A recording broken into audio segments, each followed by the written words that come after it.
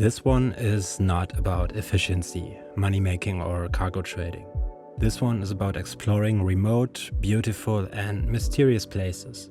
Sit back, grab a drink and let's appreciate the beautiful side of Star Citizen, and not the bugs, exploits, crashes, miseries, server performances and random. So far 3.23 has given the average cargo trucker very little in terms of everything. And while we're eagerly anticipating 3.24 to go live, we need to find something different to do. And what could possibly be more relaxing than not having any goal at all in the game? We fly, we wander, we explore. In this series we'll encounter interesting locations altogether, some of which you may already know and some of them maybe not. And as we go through all of those, we'll discuss various topics, what we have in the game, what may come, and also random things like possibly extremely brief ship reviews. I've been recording this footage over the last few weeks, starting with the release of 3.23.0, where dupes were a thing, the economy was pretty f***ed after a few days, and even if this exploit has been fixed and idiots were suspended, each and every update from there on had its issues. So any of the following weird and unexpected game behaviors may be patch specific and not necessarily something that you would encounter if you play the game today.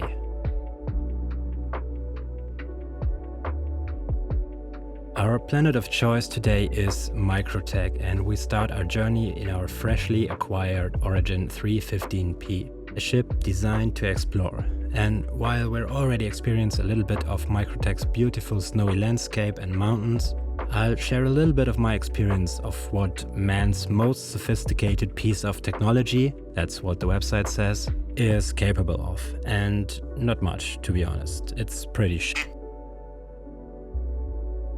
But to be fair, it looks beautiful, can reach some decent top speeds, and has a bed and pretty much all the interior features you would expect from a vehicle used for exploration. What you would also expect for long-range expeditions is a decent-sized quantum fuel tank. The stock QT drive is very fuel efficient, meaning it is slow as fuck. And if you swap the drive for something significantly faster, this ship can't even go from one planet to another without a refueling stop. However, there is a huge hydrogen fuel tank, but given the atmospheric flight performance of this vehicle is horrendous, that argument is no winner in my book. The nose keeps constantly pulling down, so cruise control isn't even an option. After landing, the ship loves to flip upside down and the overall structural integrity is just as solid as shit. But we're not letting this get in our way on our trip around Microtech's beautiful surface. We're leaving the freezing cold behind for a while and start our way towards more moderate climatic conditions. Around the equator line, we'll encounter a belt of lush green forests, rocky mountains, fields of endless flowers, rivers, lakes, and since the 3.23 update, even wildlife.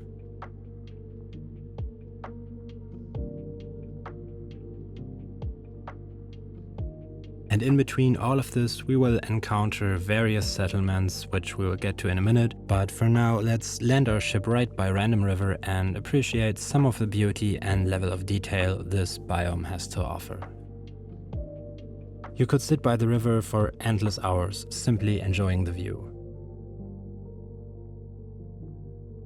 If we take a few steps through the trees, we find a field full of blooming purple flowers.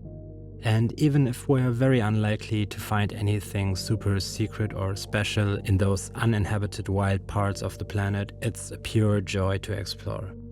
I encourage anyone to take out a ship, set a destination, and from there just fly, and eventually get out of your ship and just walk around for a bit.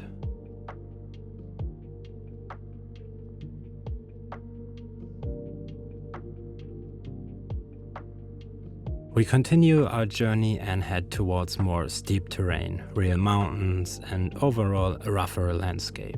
Trees are becoming rare and the surface is covered with rocks and stones. Now, I probably don't have the latest and best GPU on the market, and with a more powerful setup you will get even more excitement about the visuals. What's absolutely being nailed in Star Citizen is the environmental lighting, weather effects, clouds, skyboxes, and so on.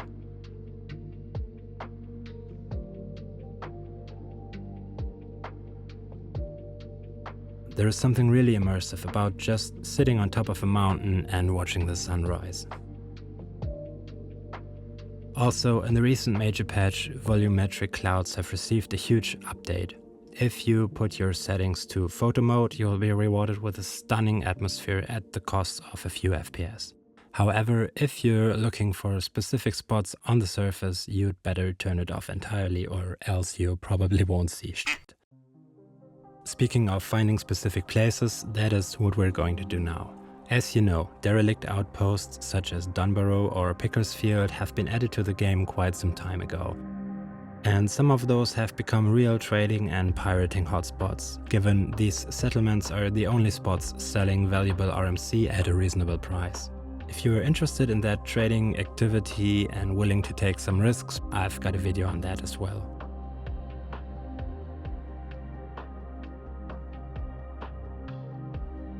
But in fact there are quite a few more outposts you may have never encountered. Those are unmarked spots that can't be quantum traveled to directly and instead require some manual navigation and atmospheric flight. Some are easier to find and some are quite difficult to locate. Fortunately, some tools and spreadsheets do exist that help out quite a lot here.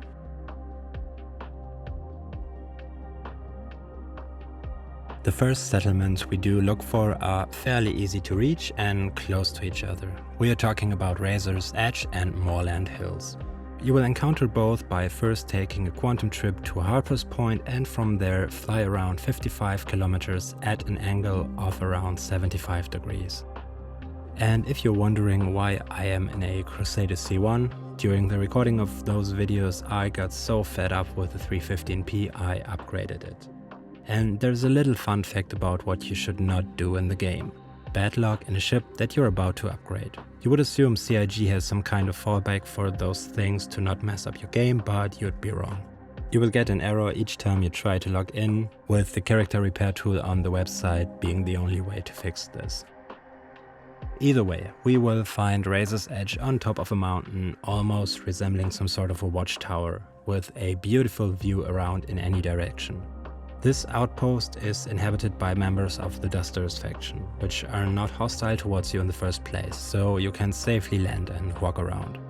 Eventually you may encounter some loot boxes of varying rarity, which may include rare armor components, weapons, tools, snacks and drinks. Those boxes are typically found on rooftops or up the towers, however some are just scattered around. If looting is what you are here for, I may suggest coming in during nighttime, as the loot boxes come with pretty bright and colorful lights on them, so they are way easier to spot.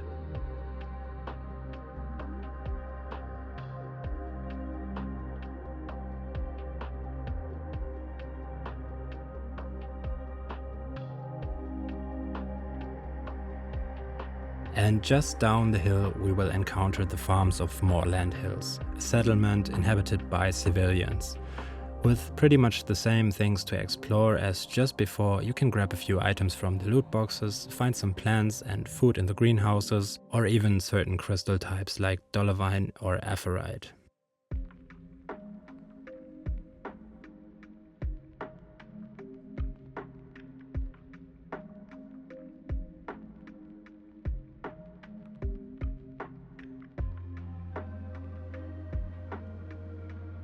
If you feel like traveling a bit further, I'd recommend checking out Bloodshot Ridge, another settlement inhabited by the Dusters faction.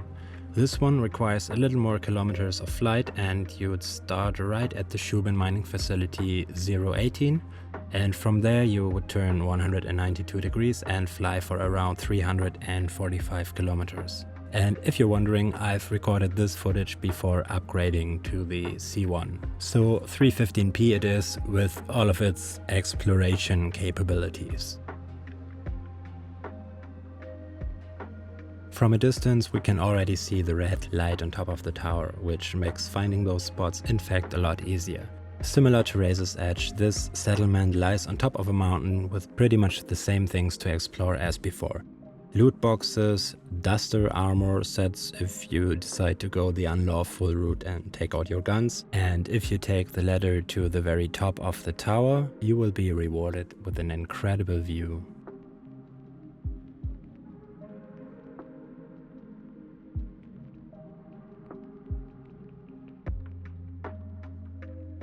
Now, before we head towards the last unmarked settlement on Microtech, we are going to explore another one of its landmarks, which is the Canyon River. Getting there is not that easy, but if you know where to start and what to look for, you won't have much of a problem. We will start by either traveling to OM3 or OM6, it really doesn't matter. Now we are targeting the exact other one, which should be 2000 kilometers away.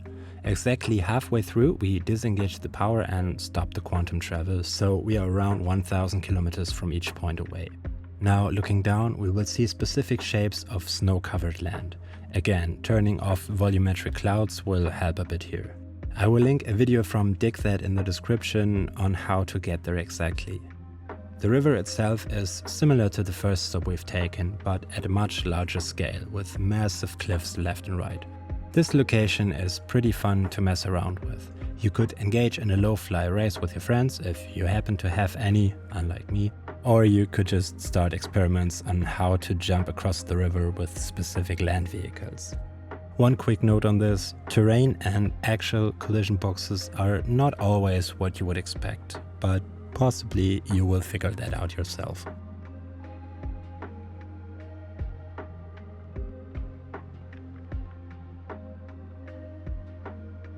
But for now, we will leave this place behind and head towards one last settlement. Unlike the others, Frostbite is to be found in the freezing cold and quite a distance away from any civilization. Head towards the new distribution center Microtech Logistics Depot S4LD01 and from there start flying with a constant bearing of around 40 degrees for almost 570 kilometers. Another way would be to travel from said distribution center to empty data center E2Q NSG-Y. Again, we stop halfway through and try to find the location based on geographical shapes and with the help of a map like Verse Guide, link in the description, just like we did with the Canyon River. If you're trying to find this location, I recommend coming in during nighttime, because the lights will make the place a lot easier to find since the settlement is pretty well hidden in between rocks and trees. Frostbite itself offers the typical settlement things to find, like loot boxes, but this one also has a little shop where you could buy some clothing, multi-tools and even armor like the Morozov set. Not saying this is something special, it's the same type of store like at Dunborough or Assos Clearing, which can be traveled to directly. But we are here for the exploration anyway.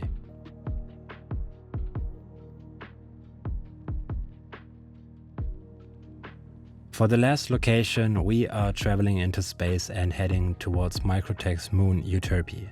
If you have engaged in racing already, you will probably know this location.